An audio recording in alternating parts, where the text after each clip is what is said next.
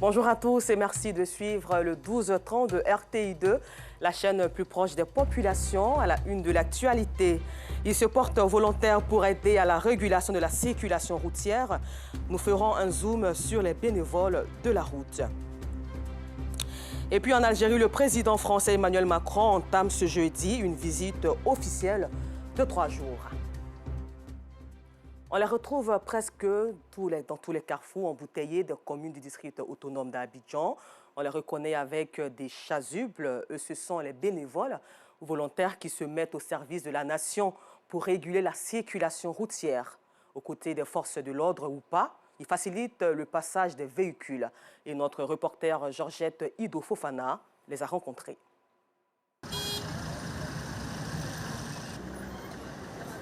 Né pour servir. Si je ne le fais pas, qui le fera? C'est ma contribution. C'est le slogan inscrit sur la chasuble de Nestor, bénévole régulant la circulation.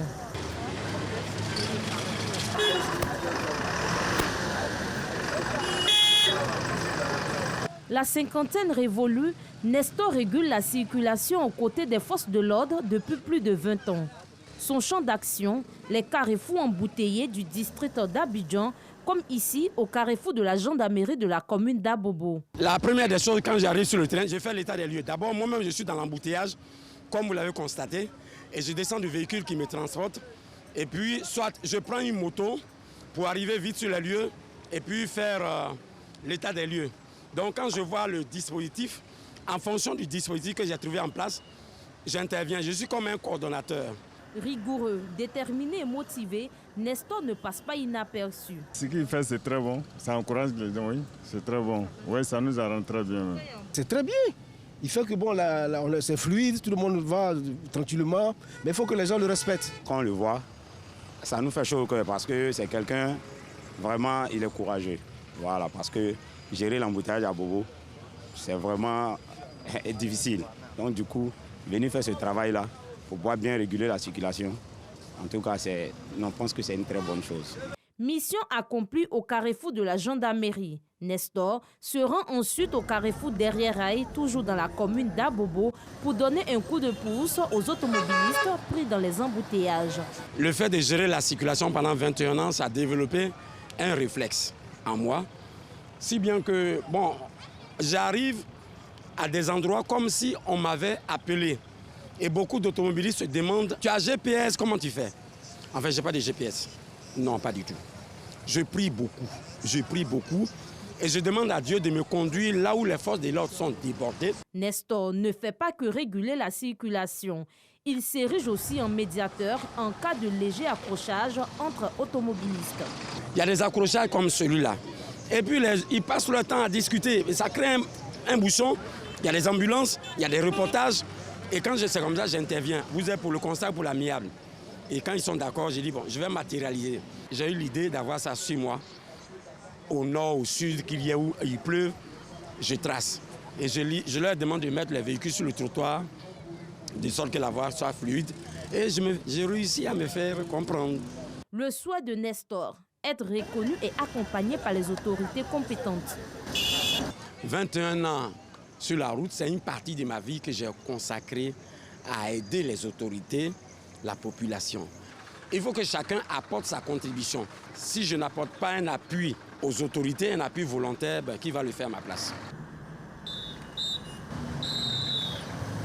Comme Nestor, Aristide, connu sous le pseudonyme de Beno, fait du bénévolat au carrefour du CHU de la commune de Yopougon. Il régule au quotidien la circulation routière. Un jour, j'ai décidé, j'ai acheté un sifflet, je suis monté, j'ai essayé de régler la circulation et je voyais que ça allait. Tous mes amis aussi ont vu, ils m'ont suivi et de là, tout est parti. Quand je fais avec le cœur, je ne demande pas d'argent. Voilà. Seulement quand ils sont convaincus, ils sont contents, ils me font de plaisir, ils me font une petite gentillesse. C'est ça que je vis en fait. Déjà, ce qu'on fait, c'est bon. Même si on a eu au moins un encadrement, vraiment, ça nous fait plaisir. Son geste est bien apprécié par les automobilistes et son entourage. Il réduit un peu les embouteillages et puis les gens le comprennent. Regarde si c'est bien, on l'encourage aussi souvent, on lui donne un petit jeton pour boire l'eau. Quand l'embouteillage gère le problème tranquille, en tout cas, il est à récompenser. Il y a longtemps, il est là. Il sort, il vient chaque jour que Dieu fait, il vient. Sauf les dimanches. Il vient très tôt le matin à partir de 5 heures. Il quitte son domicile et puis il vient ici. Voilà. Donc vraiment, ce que nous pouvons dire, c'est que l'État pense à ces gens de personnes-là. Voilà, qui les viennent en aide parce que ce n'est pas facile. Laisser sa famille et venir travailler comme il le fait là, vraiment, c'est quelqu'un qui a félicité, c'est quelqu'un qui a encouragé. Nestor et Beno, deux citoyens modèles, à l'image de beaucoup d'autres qui font passer les intérêts des autres avant leur propre intérêt. Un don de soi qui devrait inspirer plus d'un. Merci bien à vous, messieurs les bénévoles. Mauvais stationnement, chauffeurs indisciplinés, commerçants occupants, anarchiquement les voies, ambiance surchauffée, gares routières désorganisées sont les éléments qui caractérisent malheureusement les carrefours Liberté et Renault dans la commune d'Adjamé. Et Joël Gossier nous donne ici les véritables raisons de ce désordre récurrent. Carrefour Renault, commune d'Adjamé. Ici, le désordre règne en maître. Les chauffeurs de minicar, communément appelés Gbaka, réputés pour leur indiscipline au volant, en font à leur guise. Trop pressés, ces chauffeurs font des dépassements et sortent de leur voie sans crier gare, ce qui gêne la circulation et met à mal la sécurité routière dans cette commune qui abrite la plus importante gare routière du pays. Tenez, sous nos yeux, un accrochage entre deux minicars. L'un des chauffeurs prend la fuite. Il devait garer pour qu'on puisse arranger, mais il allait tout droit. Puisque j'étais dans le véhicule, je ne pouvais pas descendre tout d'un coup. Les 2 heures qui s'est passé tout à l'heure, bon, c'est la voiture qui devait... L'autre l'a coincé, voilà, l'autre aussi était là, donc il ne sait pas comment faire, l'autre devait aller derrière. C'est là maintenant son ami est venu. À ce carrefour, en absence de force de l'ordre, les apprentis des minicars jouent le rôle d'agents de la circulation, mais ne s'improvisent pas policiers qui veut. Mais c'est un balancé. Non loin de là, nous assistons à l'imprudence de cet autre chauffeur réparant son minicar en bordure de route. Comme on a mis le pneu là, ça protège la route là. S'il y a un véhicule qui vient ici, c'est qu'il y a quelqu'un qui travaille. Parce qu'il y a un pneu secours déjà qui est là, ça signale déjà. Voilà. Mais si le conducteur qui vient n'a pas vu? Non, forcément, il va voir. Cette scène d'incivisme attire aussi notre attention. Cet homme qui jette des ordures sur ce tas d'immondices qui réduit considérablement la voie. Sur la voie menant au carrefour Liberté, les minicars, communément appelés Gbaka, continuent leur manège sur la chaussée. Une situation que ce syndicaliste essaie de résoudre. Là, on ne s'amuse pas. Tu chailles, chap, tu bouges, l'autre rentre. C'est rao quoi, tu vois, non? Souvent, ils garent mal, mais on se plaint. Nous-mêmes, là, on fait tout pour qu'ils puissent bien garer. Mais souvent, là, c'est les récalcitrants. Sur l'axe Adjamé-Liberté-Renault, les chauffeurs de minicar font fi du code de la route. Ils marquent des arrêts en pleine chaussée pour prendre des clients.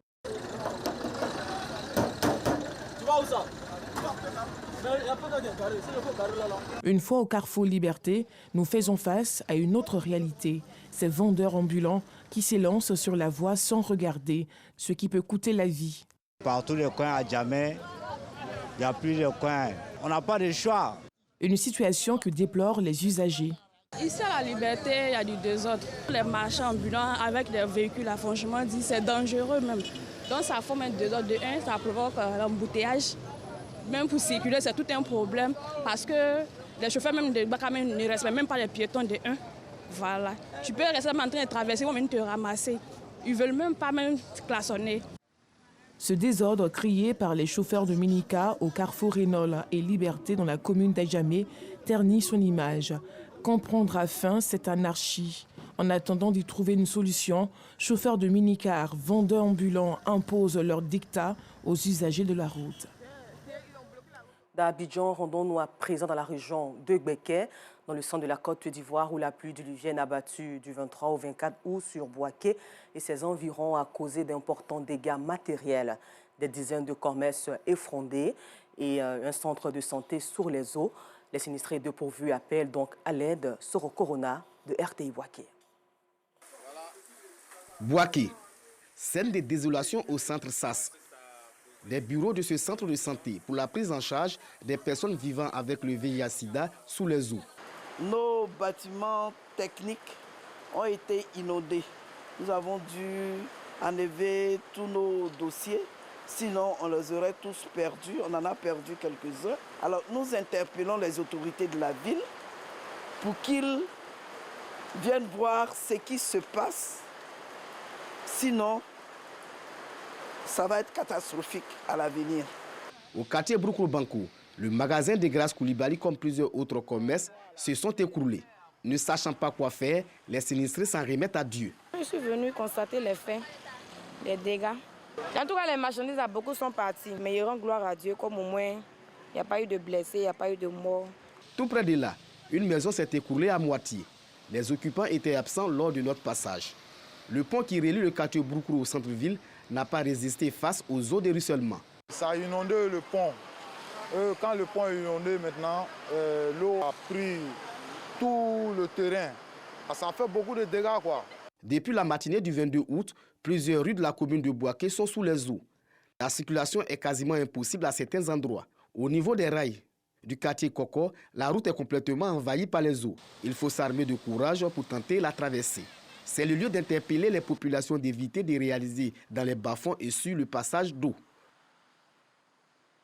En religion, Joyce Akré, chantre de l'église Mission Le Salut en Christ, a dédicacé officiellement son deuxième single dénommé Ma Reconnaissance. Et dans ce single, la chanteuse prône des messages de paix, de joie et de crainte de Dieu. Cette dédicace est tenue le 7 août dernier au siège de la dite communauté 6 à Koumassi. Clarisse Kognala et Clément Boko.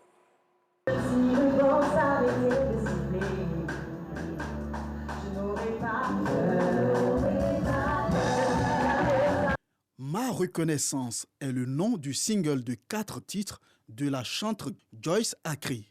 Fidèle de l'église Musak, la mission Le Salut en Christ, elle veut, à travers ce culte d'adoration, dédicacer et présenter officiellement son maxi-single. La dédicace, elle est pour le Seigneur. C'est comme un enfant qui vient de naître. Et l'enfant, il faut le dédier à l'enfant, il faut consacrer l'enfant à Dieu. Voilà.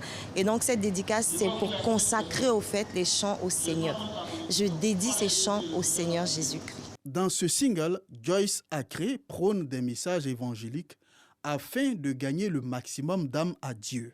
Une occasion pour le pasteur de l'Église d'exhorter les fidèles à vivre dans la paix et la communion fraternelle. La dédicace du maxi-single de ma fille Joyce Akré, c'est un sentiment de joie qui m'anime. Le conseil que je peux donner à mes fidèles, c'est de suivre la voie de Joyce Akré et de servir le Seigneur. Et c'est ce qui est important. C'est en 2018 que Joyce Akré, de son vrai nom, Nogbu Akré Jocelyne, sort son premier album intitulé « Jésus m'a tout donné ». Nous le disions en titre, en Algérie, le président français Emmanuel Macron entame ce jeudi une visite officielle de 3 jours dans ce pays, destinée à tourner la page des brouilles et surtout à refonder nos relations qui restent marquées par le poids du passé. Il faut souligner qu'il sera plutôt accompagné d'une forte délégation de 90 personnes, dont 7 ministres. Avant de finir ce journal, rappelons que ces hommes en chasuble sur nos routes, les bénévoles ou volontaires qui se mettent au service de la nation pour réguler la situation routière sont encouragés aux côtés des forces de l'ordre ou pas. Ils facilitent le passage de tous les véhicules. Encore merci à vous et rendez-vous demain 12h30 sur RTI2.